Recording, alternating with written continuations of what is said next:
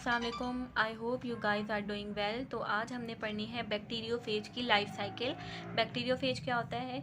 Bacteriophage bacteriophage का मतलब है एक ऐसा वायरस जो इन्फेक्ट कर रहा है, किसको इन्फेक्ट कर रहा है? आपके बैक्टीरिया को। ठीक है, हमने कल इसका स्ट्रक्चर पढ़ा था। ठीक है, वो ज़रूर याद कर लीजिएगा, वो आ सकता है। और लाइफ साइकिल भी बहुत इंपॉर्टेंट है, ये यूजुअली लॉन्ग क्वेश्चंस में आती है, शॉर्ट में भी आ सकती है, किसी में भी आ सकती है। तो बैक्टीरियोफेज की लाइफ साइकिल दो तरह से हो सकती है, राइट। दो टाइप्स ऑफ लाइफ साइकिल है जो बैक्टीरियोफेज कर सकता है। या तो वो लाइटिक साइकिल कर सकता है, नाम अभी याद कर लो मेरे साथ, लाइटिक साइकिल कर सकता है, या वो लाइजोजेनिक साइकिल कर सकता है। तो हम दोनों को डिटेल में पढ़ेंगे और दोनों का डिफरेंस भी देखना है कि डिफरेंस क्या है दोनों में। अब बच्चों बात समझने की कोशिश करना। आई नो ये चीज़ें आपके लिए न्यू है, लेकिन इन चीज़ों को एक दो बार देखोगे, एक दो बार वीडियो देख ली या अच्छे से लिख लिया साथ साथ, तो ही समझ में आएंगी।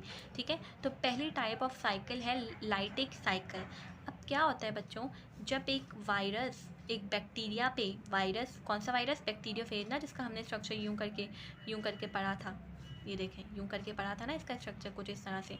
तो ये जाकर जब एक बैक्टीरिया को अफेक्ट करता है तो अपना डीएनए इसके अंदर डिलीवर कर देता है, समझ आ गई।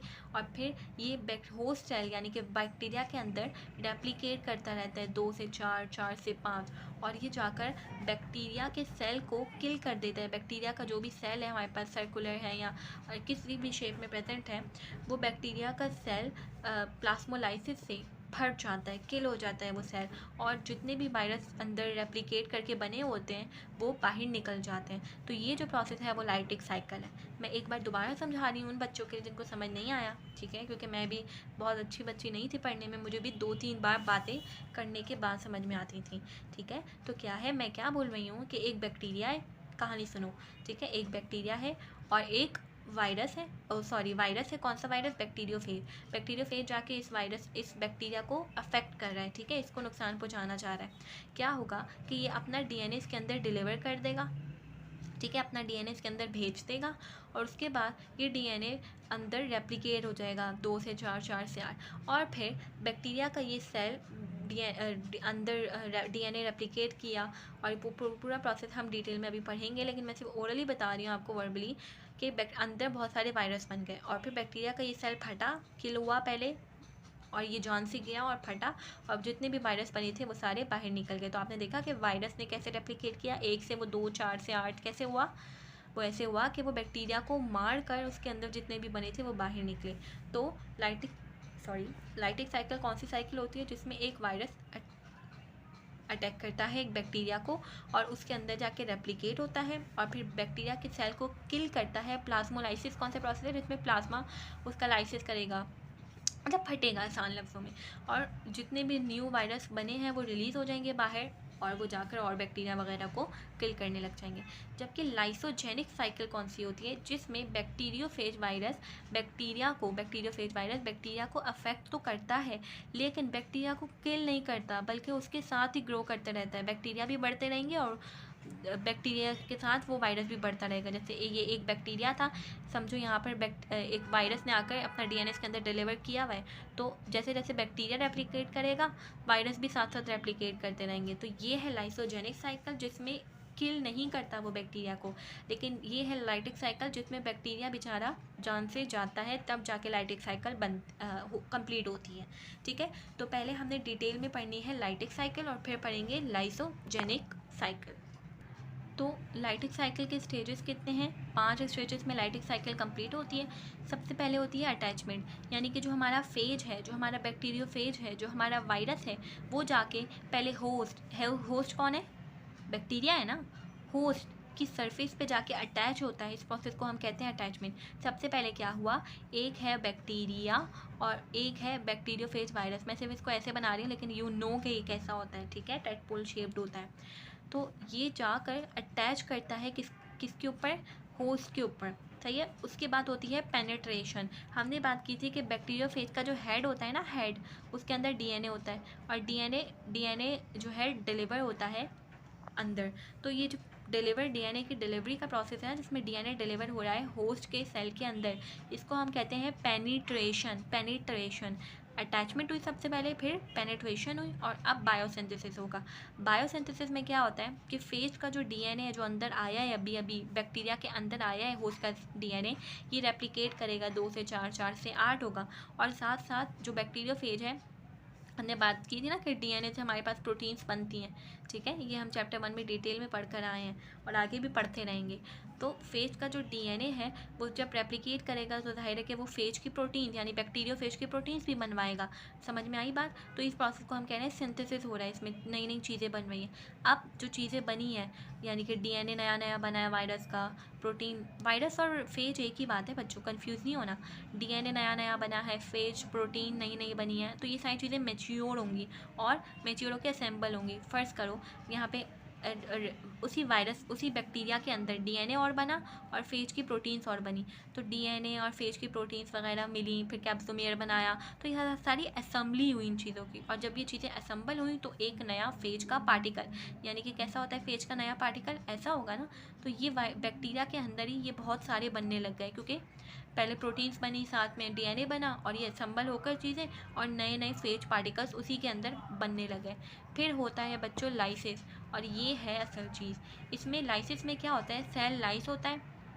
लाइस का मतलब होता है ब्रेक डाउन, या मैं अगर और आसान लफ्ज़ों में समझाऊँ तो फट जाता है सेल फटता है और जितने भी इसके अंदर ये फेज के पार्टिकल्स बने हुए हैं ये सारे रिलीज़ हो जाते हैं बाहर, और इससे हम कहते हैं कि एक फेज अंदर गया था ना, एक फेज भी अंदर नहीं गया था, एक फेज का डीएनए अंदर गया था और कितने सारे बाहर निकले। समझ में आई बात? तो ये 5 स्टेजेस हैं लाइटिक साइकिल के, इसको मैं डायग्राम से दिखाती हूँ आपको। तो यहाँ पे की बुक का पेज 105 है। इसमें सबसे पहले अटैचमेंट हुई, ये जो बैक्टीरिया फेज है ये बैक्टीरिया पे आके बैठा और फिर इसने फेज का जो डीएनए, ये देखें आपको छोटा सा दिखा रहे हैं, ये अंदर भेजा इसके, होस्ट के डीएनए था, ये होस्ट का डीएनए था, फेज का डीएनए आ गया और फिर ये दोनों आपके साथ इंटीग्रेट हो जाते हैं। और बायोसिंथेसिस हुआ किसमें, आप देखो ये नज़र आ रहा है आपको, कैप्सिड बना, डीएनए बना, डिफरेंट चीज़ें बन रही हैं इसमें, और उसके बाद वो चीज़ें मैच्योर होकर असम्बली कर रही हैं। देखो यहाँ पे जिस मैं उर्दू में अगर आसान लफ्ज़ों में बोलूँ, यहाँ पे इसकी टांगें हैं, इसके हाथ हैं, और यहाँ पे ये टांगे हाथ जुड़ जुड़ के नए नए बैक्टीरिया फेज बनते हुए दिख रहे हैं आपको। और फिर लाइसिस हो रहा है, लाइसिस में बैक्टीरिया की सेल वॉल फटती है और सारे जितने भी नए बने हैं वो बाहर निकल जाते हैं। तो ये एक लाइफ साइकिल कंप्लीट हो जाती है। और अब देख रहे हो ना इसमें लाइटिक साइकिल को लाइटिक साइकिल क्यों कहते थे, क्योंकि इसके अंदर बैक्टीरिया खुद मर जाता है, राइट। बैक्टीरिया फटता है तो ही बाहर निकलते हैं ना। लेकिन अब जो हम दूसरी टाइप ऑफ लाइफ साइकिल पढ़ेंगे, लाइजोजेनिक साइकिल, उसमें ऐसा नहीं होता, बैक्टीरिया मरता नहीं है। अब देखते हैं वो कैसे होती है।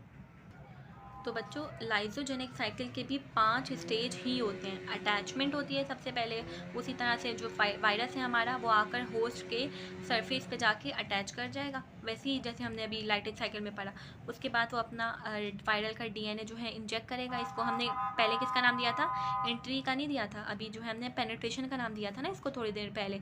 तो हम इसको पेनिट्रेशन भी बुला सकते हैं, एंट्री भी बुला सकते हैं। क्या पेनिट्रेट हो रहा है, वायरस आके बैठा बैक्टीरिया पे और उसने अपना डीएनए उसके अंदर इंजेक्ट कर दिया।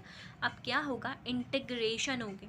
इंटीग्रेशन क्या होती है बच्चों, कि जो होस्ट का डीएनए ना, यानी जो बैक्टीरिया जिसके अंदर जा रहा है उसके पास भी अपना भी डीएनए होगा ना, बैक्टीरिया का भी तो दिल होता है, बैक्टीरिया का भी तो डीएनए होता है।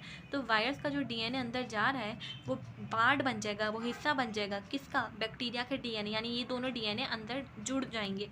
और जुड़ जाने से क्या होगा, जब जब बैक्टीरिया रेप्लिकेट करेगा, बैक्टीरिया 2 होगा, बैक्टीरिया 4 होगा, तब वायरल का डीएनए भी बढ़ता रहेगा। देख रहे हो चालाकी बैक्टीरिया वायरस की। तो जब जब बैक्टीरिया रेप्लिकेट करेगा तब वायरस भी साथ साथ रेप्लिकेट होता रहेगा। इस 4th प्रोसेस को कह रहे हैं सेल मल्टीप्लिकेशन।